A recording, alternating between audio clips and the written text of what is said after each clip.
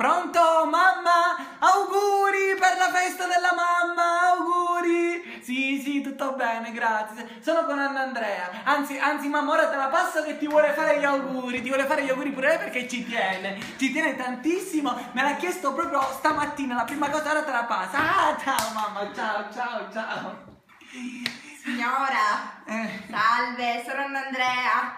Anna Andrea, signora, la fidanzata di suo figlio. No, la sua amichetta, signora Anna Andrea. Quella a cui ha regalato il portauovo per Natale, se lo ricorda? Signora Anna Andrea.